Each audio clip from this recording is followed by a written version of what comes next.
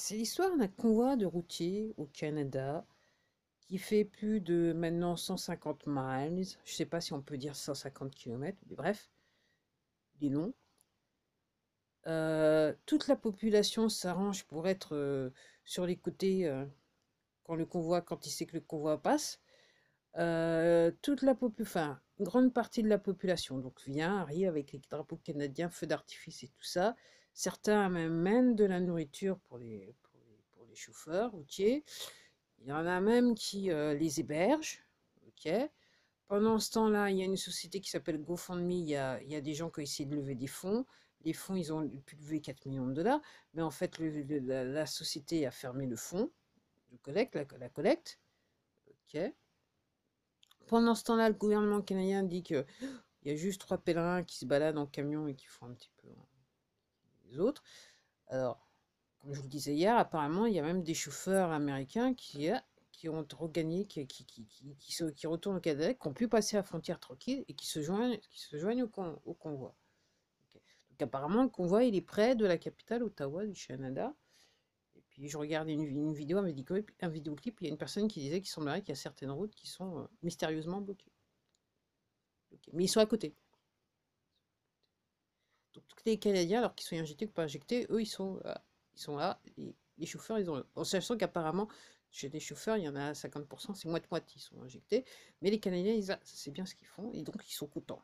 Et en gros, tout le monde est fier d'être Canadien en ce moment. Même ceux qui ont du mal à comprendre, ils commencent un petit peu.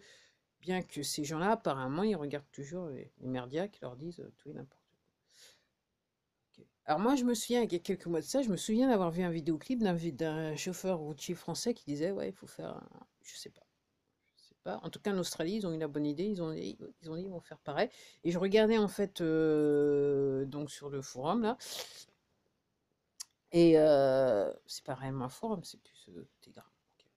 Et donc il y a des gens qui disaient qu'apparemment en Europe, il y a des chauffeurs routiers qui disent que ce que font les Canadiens, c'est quand même bien, c'était une bonne idée. Donc voilà, attends voir ce qui se passe. En sachant que chez nous, en France, normalement, le 4, le 5 et le 6 février, donc la semaine prochaine, normalement, il va y avoir grève générale pour tout le monde. Tout le monde qui sait qui va suivre. Moi, je vois les gens qui ne comprennent pas ce qui se passe, ils ne regardent pas la téloche. Quand ils la regardent, il faut la téloche, ils ne cherchent pas à comprendre. Ils ont une connexion Internet, mais ils ne l'utilisent pas, ou ils ne savent pas l'utiliser. Pas. Je crois que le plus grave, c'est quand vous avez la connexion Internet et que vous n'utilisez pas pour vous informer.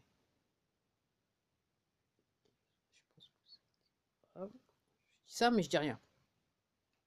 Puis aussi pendant ce temps-là, donc aujourd'hui, toujours, hein, j'ai fait des vidéos.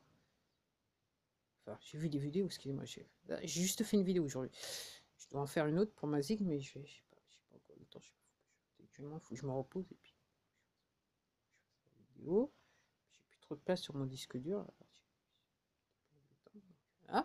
Bref. Pendant ça, donc je regardais une vidéo cet après-midi. Donc apparemment, il y a des enseignants à Paris qui ont fait grève devant un lycée, que leurs étudiants, que donc les lycéens, ils sont venus. Voilà. Aussi, ils ont voulu bloquer. Les forces de l'ordre, normalement la police, ils sont venus avec des coups de bâton pour les dégager, plutôt violemment pour des lycéens, n'est-ce pas? Je pense que depuis 22 mois, les forces de l'ordre, surtout les forces de l'ordre parisiennes, brillent dans l'exercice de leur fonction. Voilà ce que je voulais dire. Je suis politiquement correct quand même. Ok. Et puis alors, ce que je trouve intéressant, donc il y avait les profs avec une banderole qui dit non mais laissez-les tranquilles quand même, ce sont nos élèves. Ok, mais ils sont toujours derrière la banderole. Pendant ce temps-là, les élèves se font taper par les forces de l'ordre qui essayent de voilà, alors que les étudiants apparemment, je pense qu'ils étaient là un petit peu pour soutenir les profs. Je sais pas si ça vaut la peine, hein, les jeunes. D'un moment, c'est votre vie, hein. Occupez-vous plutôt de votre vie. Les adultes, entre guillemets, en ce moment, depuis 22 mois, ils savent pas trop ce qu'il faut faire en fait. Ils savent pas trop ce qui se passe. En grande partie, donc je cherche pas trop à comprendre. Ok, peut-être essayer de voter. Par contre, ils ont fait, apparemment, ils sont partis sur une manif sauvage. Ils sont partis dans les rues et puis voilà, ils couraient. Alors, je dirais, les forces de l'ordre, quand même un petit peu plus âgés, ils ont peut-être pas la stamina, bien qu'ils s'entraînent, hein. Ça fait partie du training quand même. C'est vrai que courir avec des petits jeunes de 15 ans, effectivement, c'est un petit peu délicat. Un peu délicat. Je pourrais comprendre que pendant la Seconde Guerre mondiale, il y a quand même des gens, des adolescents qui se sont fait pécho et puis, par les Allemands et puis qui se sont fait. De toute façon, quand je dis les Allemands, attention, les Français qui collaboraient, ok, et aidaient les Allemands, donc ils ont fait pécho et puis les pauvres, ils ont été exécutés. Alors, voilà, carrément. J'ai vu une photo carrément, il y avait une jeune fille qui était pendue, puis il y a le petit jeune homme qui devait passer après, il la regardait.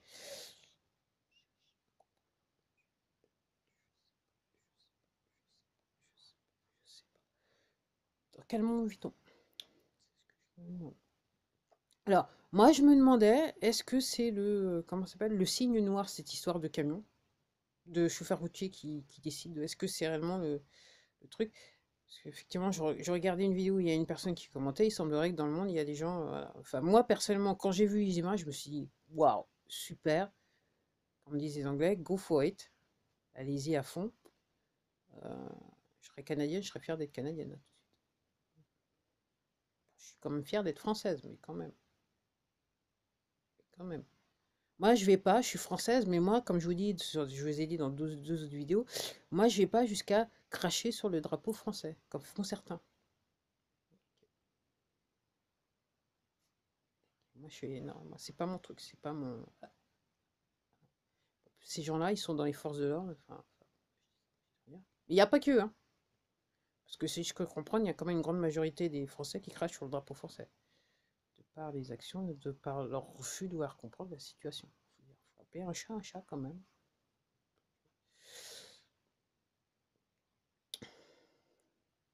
Je dirais que pour la première fois de ma vie, j'avais vraiment envie d'être en possession d'un super drapeau français. Depuis 22 mois, là c'est. Ah, j'avoue. À plus de 50 balais, je me dis, ah, peut-être ça serait bien, effectivement. Drapeau français, il faut savoir le porter ou quoi. Enfin, bon, allez, c'est tout pour moi. Donc, on va voir. Alors, moi, je me dis, moi j'attends de voir le 4, le 5, le 6, ce qui va se passer. Parce que pendant que la France fout le camp, parce que moi, réellement, comme je dis, je suis auto-entrepreneur, donc j'ai une petite activité qui ne peut pas de mine, hein, 3 francs 6 sous à la fin de l'année, quand même. Comment fait exprès. Hop, ok. Et voilà, c'est la bérésina. Je parle aux gens avec qui j'ai l'habitude de travailler, c'est la bérésina. Ça se voit sur. Alors, si vous le dites pas oralement, parce qu'ils sont trop fiers, un petit peu égaux, vous avez juste à regarder leur visage pour comprendre que c'est la bérésina. C'est la bérésina. C'est la bérésina. Et j'avais une conversation en début de semaine où effectivement, il ne faut pas oublier que c'est peut-être la bérésina, mais ce qu'il faut vous dire, c'est que l'objectif a été atteint. Ça a pris quand même 2 ans, mais l'objectif est atteint. Donc l'économie française est en train de sombrer. Ok. Les gens psychologiquement pètent un câble. Ok. Alors effectivement, c'est pas des stacks qu'on voit dans les merdias. Avant, on l'aurait vu, mais maintenant, on ne peut pas le voir parce qu'on s'est fait exprès. Donc, entre guillemets, les objectifs sont atteints. Moi, c'est tout ce que je constate. Alors, pourquoi je dis ça? Si vous vous donnez la peine, vous allez trouver des documents. Hier soir, je regardais une vidéo, maintenant qui a disparu, malheureusement. Je me suis dit, c'était réellement tard, je me suis dit, c'est bon, je vais me coucher tôt, mais en fait, je me suis couché tard. En fait, j'aurais mieux fait de regarder la vidéo parce que maintenant, la vidéo a disparu. La bonne femme parlait de la bouffe, là. C'est une Australienne. De toute façon, elle, à chaque fois qu'elle arrive sur des directs, des lives, elle a toujours des problèmes de connexion. Comme par hasard. Alors là, elle lâchait du lourd. Il n'était pas en direct, c'était une vidéo enregistrée. Purée, c'était tellement du lourd que je me suis levée et j'ai giclé tous les sacs plastiques de mon frigidaire pour la nourriture. Là, c'était du lourd. Là, c'était du lourd. Ok, j'ai pas pu voir la suite. Mais j'imagine pas la suite. Donc elle avait un petit document, donc elle avait pris connaissance d'un document qui date de 1996. La dame est assez âgée, elle a un âge, voilà. Mais c'est hostique, c'est son truc, on va dire ça comme ça. Développement personnel, c'est son truc. Et elle explique, ouais, effectivement, dans ce qu'elle avait lu, effectivement, il était expliqué. Donc, parce qu'il fallait dépopuler, donc ils avaient décidé à l'époque, c'était 800 millions qu'il fallait rester. Et donc, comment ils allaient faire pour faire tout ça? Ben, ils avaient en fait fait une liste de tout ce qu'il fallait faire pour dépopuler, quoi. Et puis ça passait par la bouffe aussi. Donc, bon, allez, je m'arrête là parce que je vais pas trop nous faire peur. Parce que là, quand même, il faut se réjouir pour les Canadiens. Ok. Parce que eux aussi, c'est un petit peu comme l'Australie. Là, en fait, ils sont dans l'œil du cyclone par rapport aux poteaux. Tous les deux, ils sont chez. Voilà, c'est la terre, c'est terre bénite pour les poteaux. Donc, que ça, ce qui se passe là actuellement au Canada, c'est que du bénéfice, aussi bien pour les Canadiens que pour les autres populations du monde. Ça va donner un petit peu l'envie, du courage aux autres. Je l'espère. Allez, à plus, à la prochaine vidéo.